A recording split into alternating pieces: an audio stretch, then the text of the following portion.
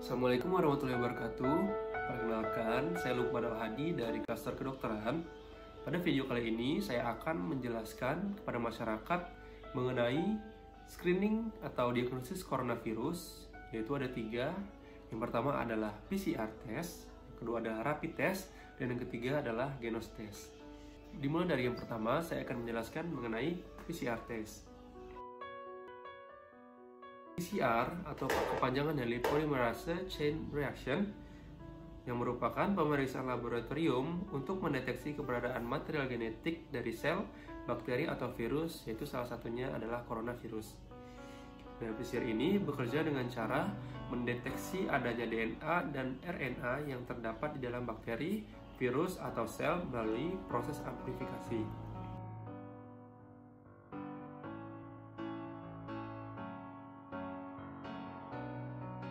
Pertama, nanti pasien diminta untuk mengambil sampel dahak, lendir, atau cairan yang ada di nasofaring dan orofaring dengan metode swab yang akan diambil melalui hidung. Kemudian, sampel kemudian diteliti di laboratorium. Setelah itu akan terjadi perubahan RNA menjadi DNA melalui alat yang namanya RT-PCR atau yang biasa disebut dengan reverse transcriptase. Nah, selanjutnya mesin PCR ini akan melakukan proses amplifikasi terhadap DNA. Nah, jika hasilnya terdeteksi, maka hasilnya akan positif. Jika hasilnya tidak terdeteksi, maka hasilnya negatif. Nah, apa sih kelebihan dari PCR ini?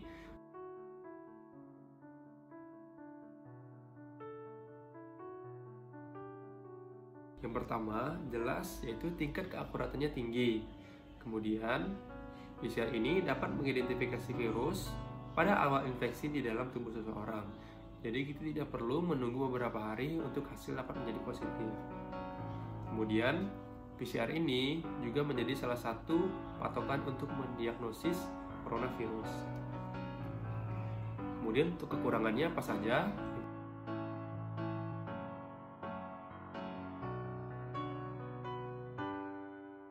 Pertama adalah prosedur pemeriksaannya lebih rumit, kemudian waktu pemeriksaan juga relatif lebih lama, dan yang terakhir, harganya sangat mahal, yaitu lebih dari 900.000. Nah, yang kedua, kita akan bahas mengenai rapid test.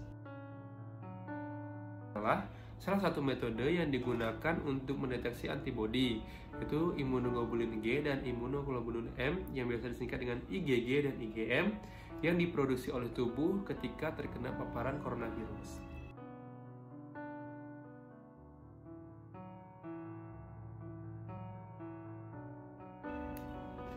Nah, untuk jenisnya sendiri ada 2. Yang pertama ada rapid test antigen dan yang kedua ada rapid test antibody. Pertama kita akan menjelaskan terlebih dahulu tentang rapid test antibody.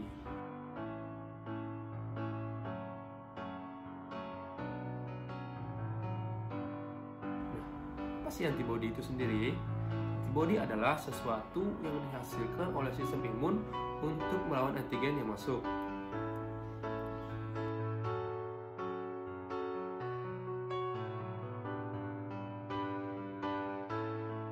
Pertama, prosedur pemeriksaan rapid test dimulai dengan pengambilan sampel dari ujung jari yang kemudian diteteskan ke alat rapid test.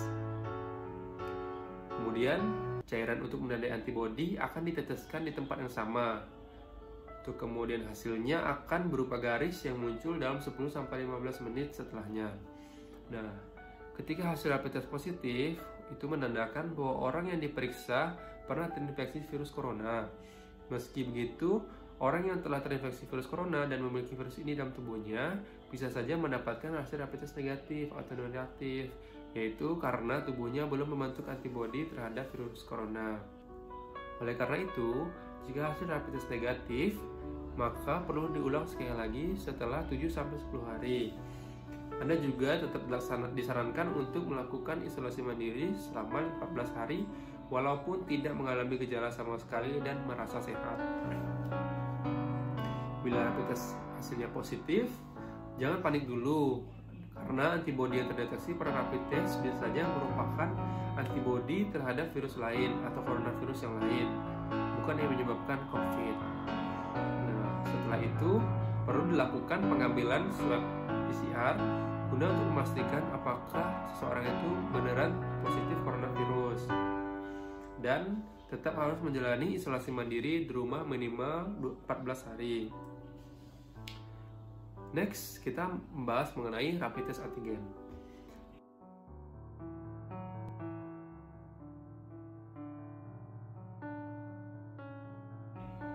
Apa itu antigen? Antigen merupakan suatu zat atau benda asing, misalnya racun, kuman, atau virus yang dapat masuk ke dalam tubuh. Sebagian antigen dapat dianggap berbahaya oleh tubuh, sehingga memicu sistem imunitas untuk membentuk zat kekebalan tubuh yang kita sebut sebagai antibodi yang tadi. Nah, reaksi ini merupakan bentuk pertahanan alami tubuh untuk mencegah terjadinya penyakit.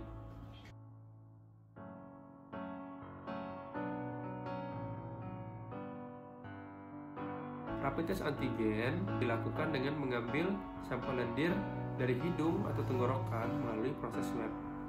Kemudian pemeriksaan rapid test antigen perlu dilakukan paling lambat 5 hari setelah munculnya gejala COVID-19 untuk hasil yang lebih akurat. Bila hasil rapid test antigen negatif, Anda tetap harus menjalani isolasi mandiri, apalagi jika mengalami gejala saluran pernapasan.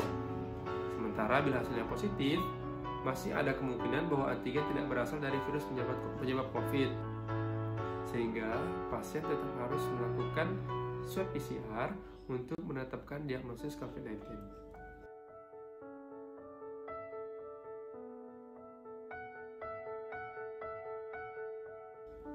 Nah, untuk kelebihannya sendiri, yang pertama, prosedur lebih mudah dilakukan.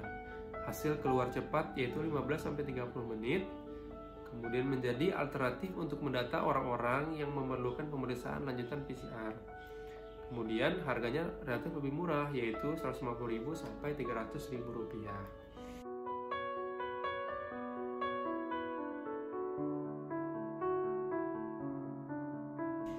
Untuk kekurangannya, hasil sensitivitasnya masih relatif rendah. Kemudian tidak menjadi patokan untuk diagnosis positif COVID-19. Dan terakhir, perlukan waktu 7 hari setelah infeksi virus hingga antibodi terbentuk. Nah, yang terakhir, kita akan membahas mengenai Genos Test. Genos Test merupakan salah satu tes yang baru saja ditemukan oleh Universitas Gadjah Mada. Nah, Genos Test sendiri adalah suatu alat yang mendeteksi keberadaan virus corona dengan cara mendeteksi volatile organic compound atau yang biasa disebut dengan VOC yang terbentuk akibat virus COVID yang keluar bersama nafas. Untuk prosedurnya sendiri, yang pertama, orang diminta menghembuskan nafas ke tabung khusus. Selanjutnya, sensor dari tabung tersebut kemudian bekerja mendeteksi VOC. Kemudian akan muncul hasil positif atau negatif.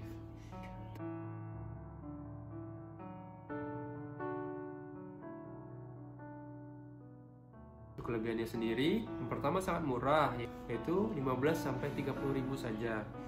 Untuk waktu pemeriksaan relatif cepat, yaitu 3 menit sampai 6 jam saja.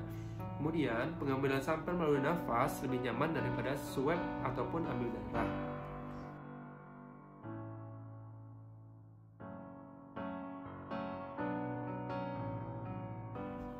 Untuk kekurangannya, penelitinya sendiri mengatakan bahwa bau-bau lain dari mulut seperti akibat merokok, makanan berbau kuat seperti jengkol, pete, dan durian dapat mempengaruhi hasil.